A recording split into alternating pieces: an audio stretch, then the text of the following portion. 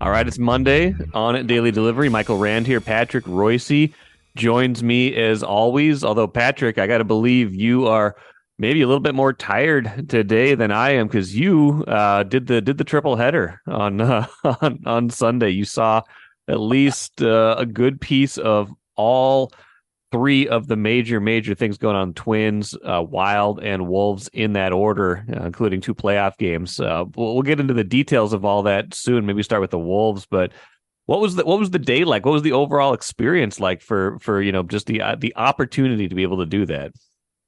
Well, I was when I thought about doing it and ran it past Chris Carr, our boss, on Saturday. I was thinking I'd be parking three different times, and then I said, "Okay, I still got my Uber app that I haven't used for about 4 years." So I put the car in the Target Center lot. I mean, the ramp A there, and then Ubered over and Ubered back, and that made life a lot easier. You could, you didn't have to. Now, finding the Uber driver and where he was hiding in St. Paul to get home was not to get back was not good, easy. But and then my other Uber driver was thought he was trying out for the Indianapolis 500. So, and we were going about 70 miles an hour, 100 yards away from the Kellogg Boulevard exit. When I get over, but anyway, it was fine, and it wasn't that bad. And there was I left the Twins game after 6 innings, and I mean went and found the Uber guy, took went to the went there, but it was like 15 minutes, and the game was in a Lopez was just getting them out in the eighth. I mean, it was Yeah. like, that game was just flying around. So I watched the end of the game at Tom Reed's hockey pub, and by the way, Tom, I discussed with Tom Reed whether he was hoping that this series went to 6 games, so he could get that extra thing, and he said, yeah, but he would get that extra day at the bar, but Yeah. he would take it. He'd take the Wild in five because that would mean there'd be another series to Yeah. have as a gold mine. But anyway, it was yeah, it was okay, and the Wild crowd was extremely fired up. Although I don't believe I'd heard all these stories about how crazy it was there Friday, Right.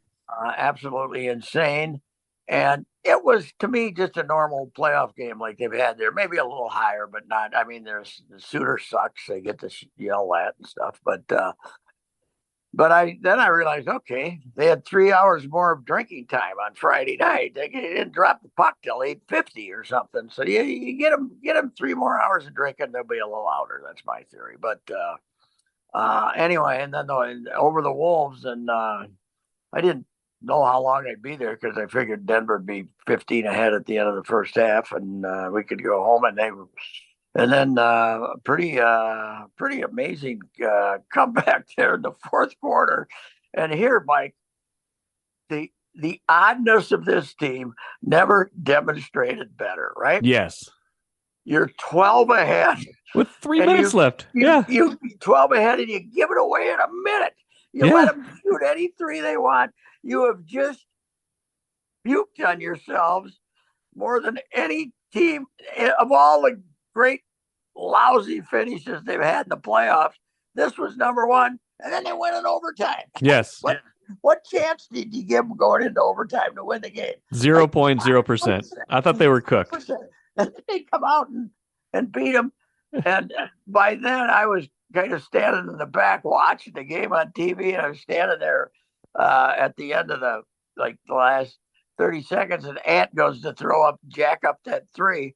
And then we both yelled, "Don't shoot!" Because he got a boom, he makes it. So, he get that look in his eyes, the ball's going up, that. And Yep. he ended up having a big game and was probably the hero of the game. But that was an amazing win for me. Listen, you go into that series and you're big underdogs, and then you take two of your best six players out of the lineup. That's I mean, they really had no chance, and they won't win it. But to get one win save some self-respect for them, I thought, and was a big shocking victory to me because who knows? Do we know if Kyle Anderson, if we're ever going to see him again? He got poked in the eye, right? So He got poked in the eye by Ant, I think. Yeah. yeah, his own guy. So what if they have to go out there without him?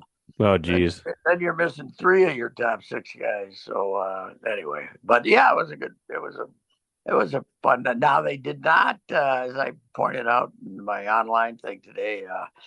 Some of those empty, they had a lot of empty seats up there at the top. Yeah. The place was jam packed full on Friday night, but the reality had set in, and Sunday night is not the greatest time for games anyway, right in this town. But so there was a couple thousand empty seats in there. But hey, I'll tell you what, I walked out after the game was over with the masses though, and everybody stayed. Nobody bailed out. They were 8-year-old kids walking out with me at whatever the heck it was, 11:30 at night or quarter to 12 or whatever it was. So that they hung in there with them, that's for sure. Well, and they tried to give it away again in overtime, right? Because I was Yeah, watching, right. Yeah, they were they were 7 up. up and then they were 1 up. Yeah, Yeah. it's unbelievable how I mean, it was almost, yeah, you're right. It was the very definition of this team in one game where they do the unexpected, they blow the big lead still, but then they do the unexpected again. And I think you're right. They're not gonna.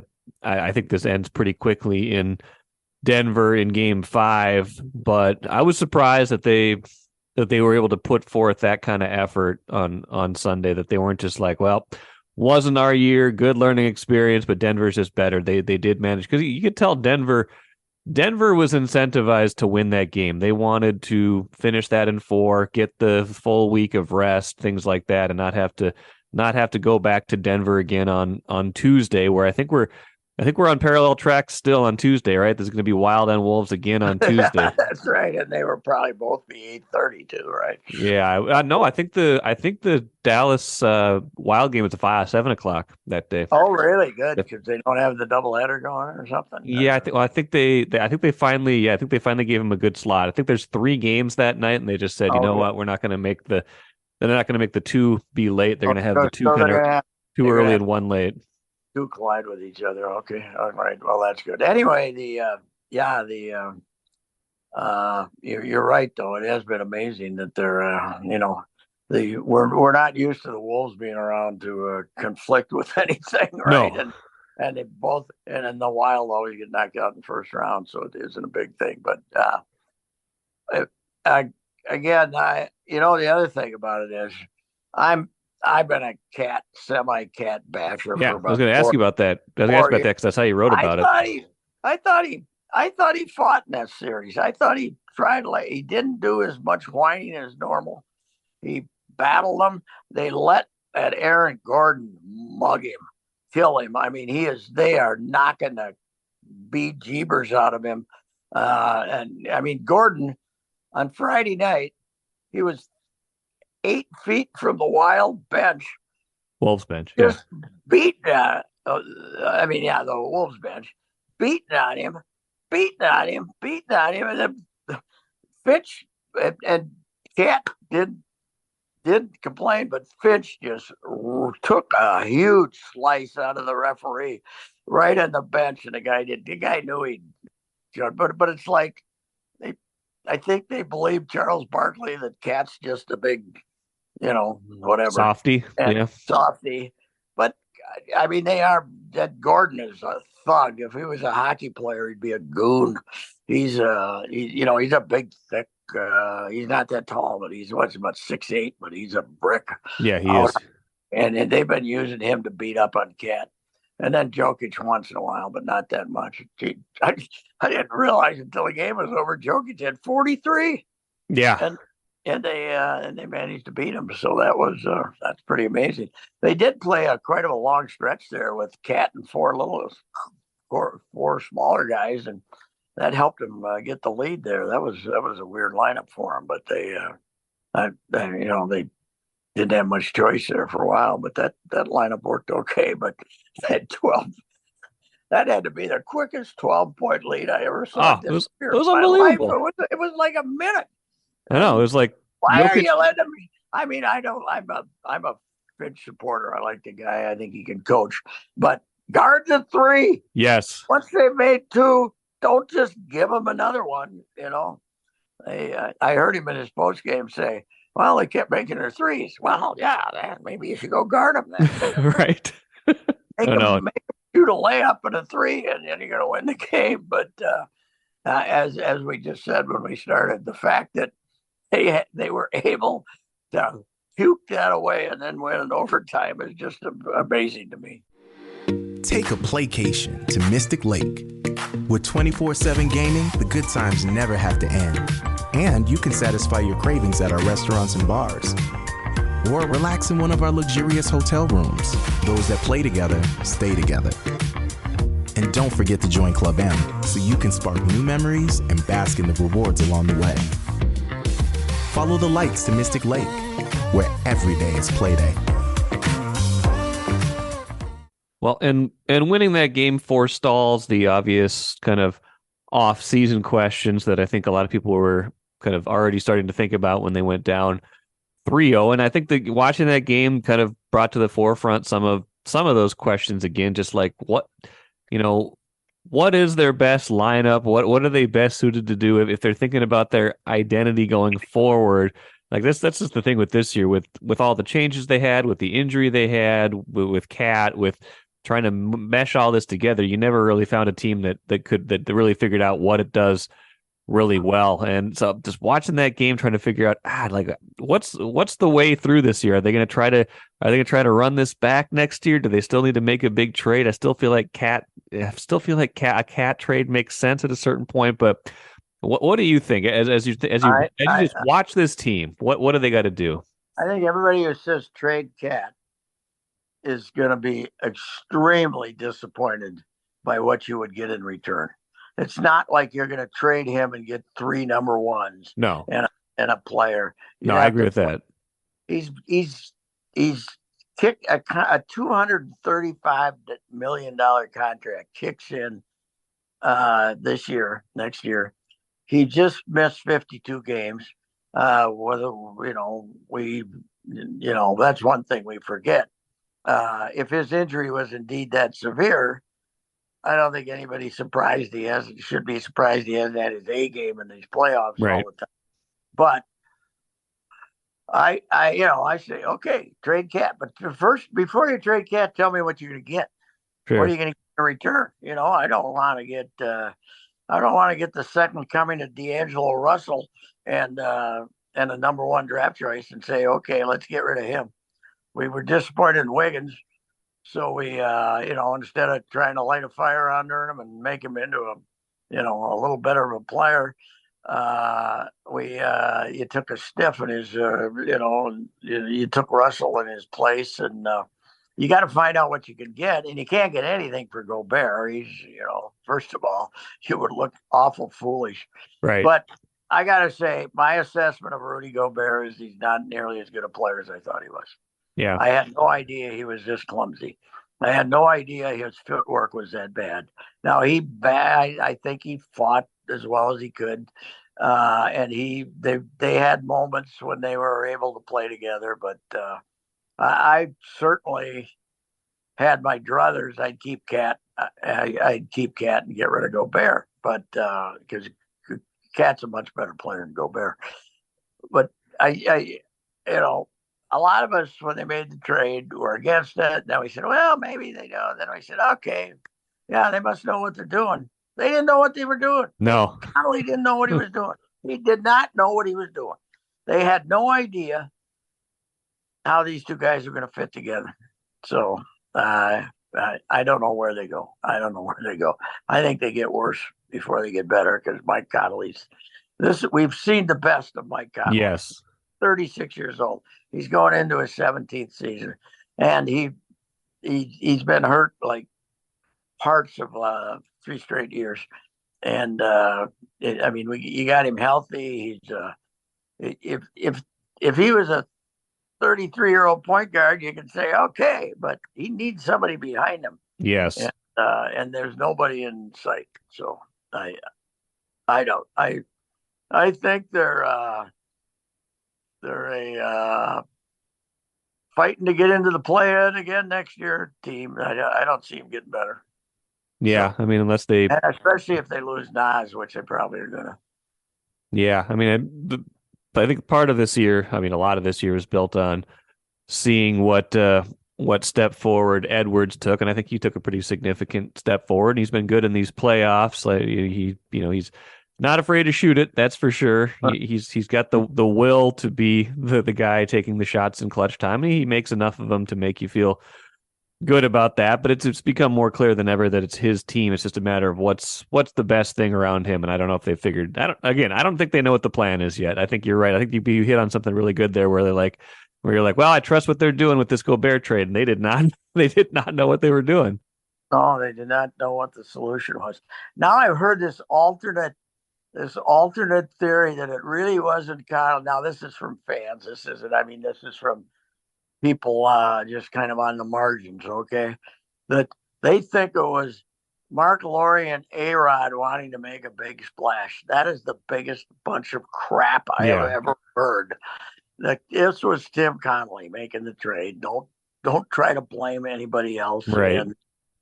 And I don't know. Did he think he needed Gobert to guard Jokic in conference finals or something? I have no idea what the deal is. So I mean, Rudy. I think Rudy.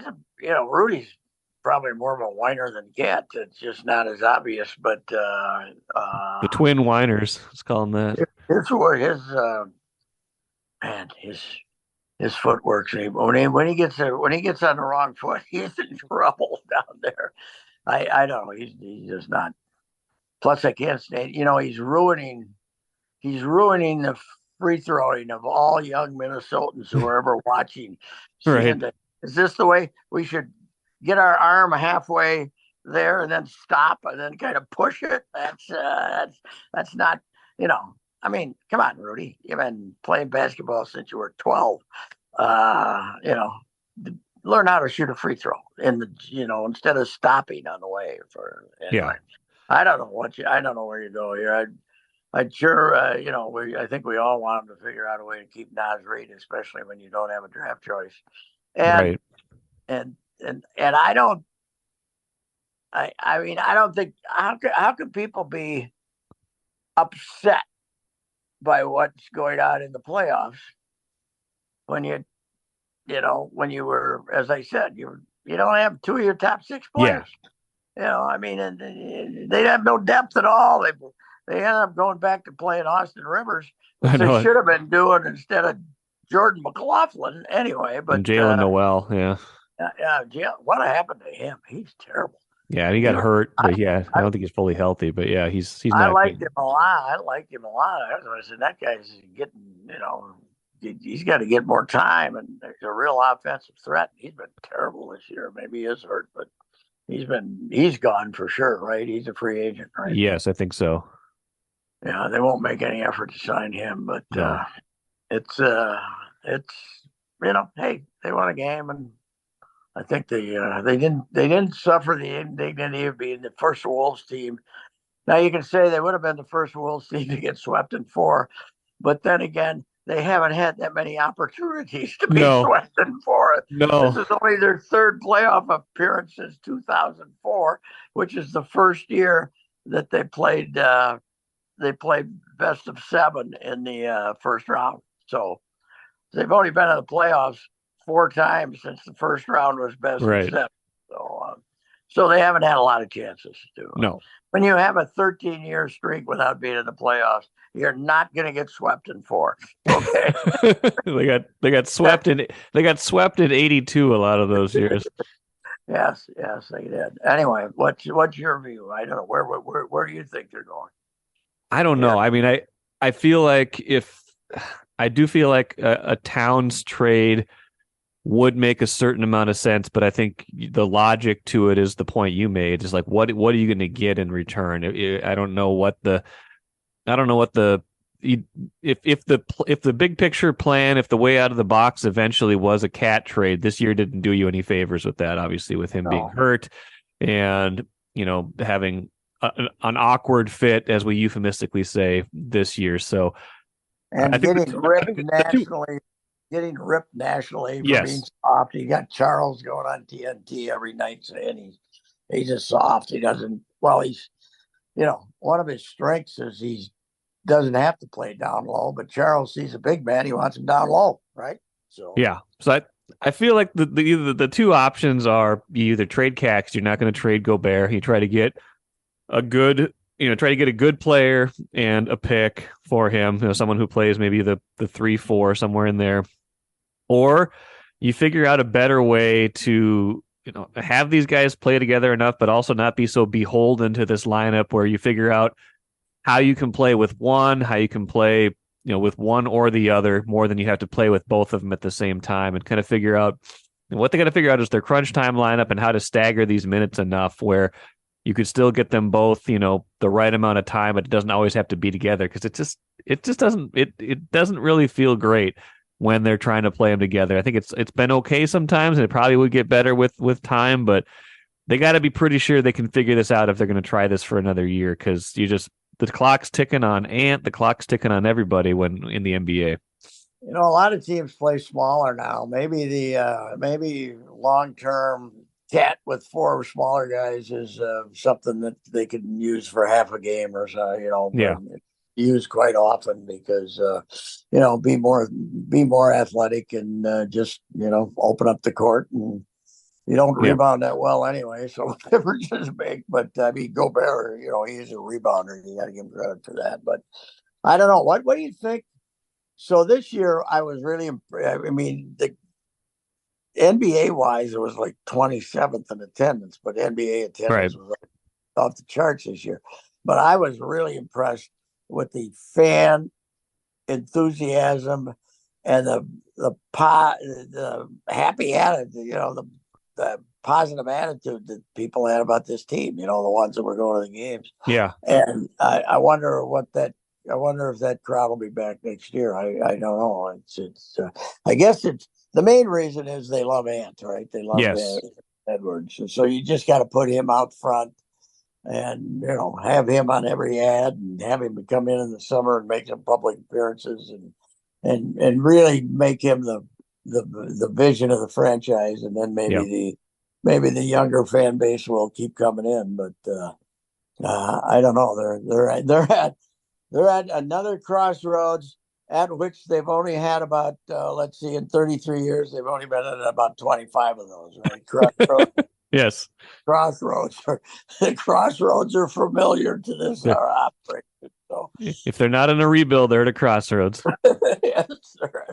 Yes, they are. It's unbelievable. Let's face it, they should have kept Tibbs. My guy Tibbs. Yeah. I saw 3-1 over Cleveland. Come on, Tibbs. I saw you had to write, sorry, Tibbs, I didn't mean to take a shot at you with the Jamal Murray trade. It was a sentence that the desk said, okay, we could get Tibbs in the headlines. People don't like him. We'll get somebody to read this. My poor guy Tibbs, he's the coach of the year again. And they're going to rip him. They're going to rip my guy Tibbs. So anyway, I love Tibbs because he's a psychotic basketball man who has nothing else in his life. Right. Nothing. He's a bachelor for life. All he cares about is basketball. You cut his head open with an axe, basketballs would come out of his brain. That's why I love him, because he's an unapologetic psycho about basketball, and that's why I like him. So anyway, I think there's a little that way too, with a little better public demeanor. Yes, I think you're right. But Fitch is like, all his whole life's basketball too. Yes. So. Let's move on to the Wild for a bit, because that's an opportunity miss. That's a team that, the stakes were much higher for them, obviously, on Sunday. The Wolves were just trying to, save a little face, make this something closer to a series. The Wild had a chance to really take control of this series, up 2-1 at home, getting a lot of the better chances early, but couldn't get one past Ottinger. And then Dallas gets a power play, a Foligno penalty, then it goes 2-0, then it's 2-1, then another Foligno penalty. And then after the game, we got to hear about, those were bad calls. And I think they were shaky. They were questionable. But you know what? When Foligno's running all over the ice, sometimes that's going to happen. You're going to get power plays against you. And what Dallas only had 3 power plays, right? It's not Yeah, they had not a crime to four kill a penalties. penalty. They had 4 penalties, but one of them was wild, but one of them was a misconduct, so you don't lose a player. So yeah, 3 penalties. You were 33% on the penalty kill. That's one of the weaknesses of this team. And but instead of instead of Emerson coming out and said our penalty kill sucked, he said the referees were bad. I mean, he hinted hinted Yes. strongly that the referees were Yes. bad. You know, so I don't know. The first period, Dallas had a slight advantage, and they came out and they were a little more physical than they had been, and they did hit 2 pipes right off the bat. We don't remember that. And I thought, even though they scored in the power play, I thought the first one was a little weak, Gustafson. In fact, I had to tweet out Fleury would have stopped that one. So that was, just to agitate everybody who was mad about Fleury play game 2. But yeah, it's a serious. I talked to Tom Reed, who's honest about such things, and I said, "Who's better?" And he said he thinks the Wild's better. He thinks the Wild have a better team. I mean, they got Suter's 38, and he's Yeah. playing on their first defensive pair. You shouldn't have a 38-year-old guy as one of your ace defensemen, right? No. They have highly skilled players. It's kind of the Finns versus the Swedes. I got Right. 4 or 5 Finns, and we got all the Swedish guys now. But you know who else never get? How about giving a little heat to Kaprizov? Yeah. He gets a breakaway, doesn't score, and then on that power play when Foligno kind of induced the power play because the guy shot it, he had an open net, and he, Yeah. wide open net from the right side, and he shot it across the goal mouth and on the other side. Put it in that, then you don't have to whine after the game's over. So I don't know. The Wild has been the most protected team in the local media and loved. I mean, the Vikings are more loved, but not always as protected as since they got here. We're always we love our Wild, and we give them every known excuse, and we you know uh, and instead of criticizing them after that game, he turned on BSN and everybody else. We got robbed, so Right. ridiculous. Ridiculous, in my opinion, when you only have. It's not like you went to the box 7 or 8 times until they scored a goal. Dallas had, as you said, 3 penalties. Dallas had 3 penalties. They scored 2 goals. That's your fault. I mean, now you had 3 penalties. Right. Dallas had 3 power plays. They scored twice. That's your fault.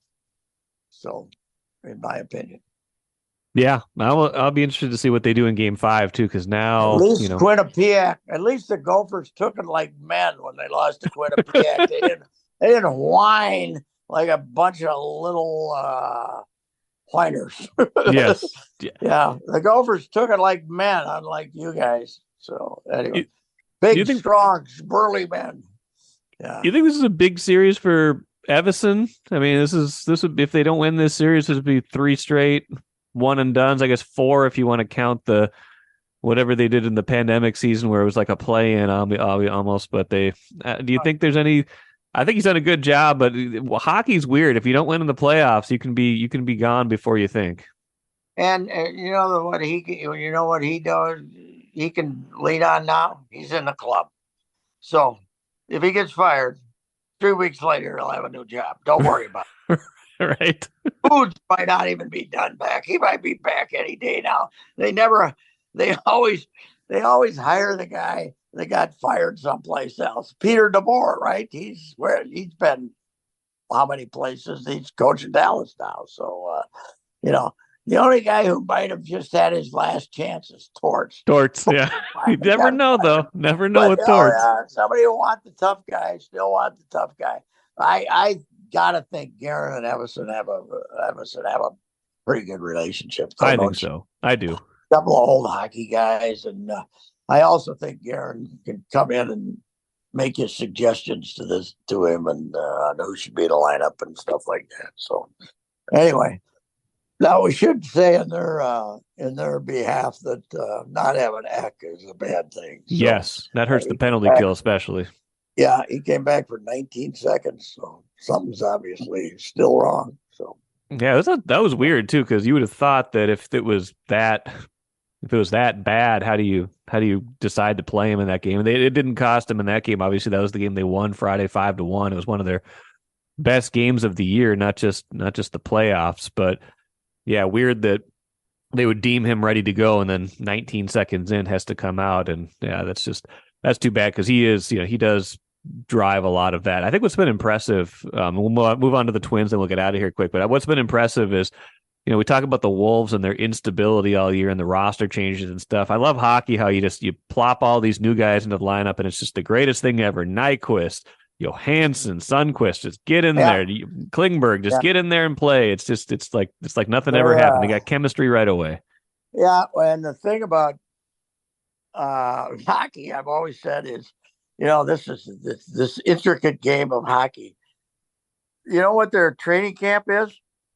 They show up for training camp, they divide up sides and start playing games. Right? I mean, they report to camp on Tuesday. On Wednesday, they're having inter squad games. Right. That's what you do for practice. Then you have a little skate around for 45 minutes, and that's it. Then practice is playing a game. Yes. It's not a. They can. You can set up your power play in certain ways to make it effective, and some guys are better penalty kill coaches and stuff like that. But it's not like you're spending hours Xing and Oing. I don't think it's a different game. It's as you say, a guy can come in and he's here on Tuesday, on Wednesday he's on the first line. So that's the way it goes. Or he's playing in the NCAA championship one week and he's playing in the playoffs the next. Wednesday's in the lineup. Neil Bratton, when they made the run in, just like Faber, they made the run. Yeah. And 91. He was 81. Yeah. 81. Yeah, came out of. He had a pretty good year. He was pretty good. 15 months. He won the gold medal. Was an All-American Gopher player, and then with the Wild, with the North Stars for the playoff run. So he played a lot of hockey there in different places. Right out the back. So yeah, it is a weird sport though, because it doesn't take that much, prep. You can just go out there and play. This Nyquist comes off the bench, and he's now important player, and Johan's been fantastic for him. So they got to re-sign him. So. Yeah, he's been good. Good chemistry there. Where's Baldy though? When's he going to get a goal here? Come on. They could use some of their. The best guys need to be good in Game 5, otherwise this thing's going to go sideways on them. I think I've thought they were the better team for more of the series, but they got to kill penalties and they got to have their big goal scorer step up. It's not complicated in playoff hockey. Here's the other thing: 2 of the next 3 are in Dallas. You know what that means? Nothing. Yeah. In modern hockey, home ice means nothing. It means you get the last change, but all you get is, and it doesn't give you that kind of mental edge that it used to in hockey. It's my theory is every time you got a home hockey game, like this is the make or break game. The crowd goes nuts. They're insane in every arena here. They're playing. And then you go out there and nobody scores a goal for 10 minutes. You start to pucker up before the other team does, because you're playing in front of your home fans. I think it's now the home ice disadvantage for big games. So anyway. Yeah, I think I feel like I can't remember if the Wild has ever clinched a playoff series on home ice. I can't remember if they've done that. I don't. Well, I can't remember the last 2. Maybe the last one, but yeah, I don't know. Not they've had 3 Game 7s that were on the road, and I can't remember what that other one that they won was. Yes.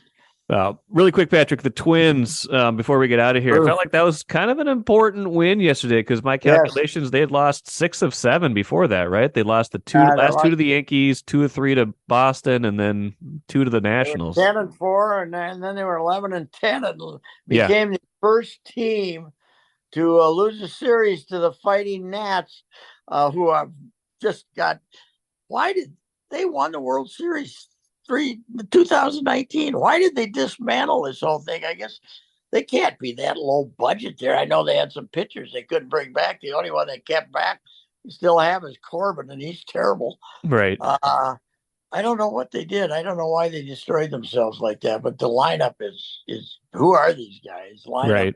And Ober comes over and gives up a run in a really sloppy first inning, and you're like, they're going to get swept by this collection, right?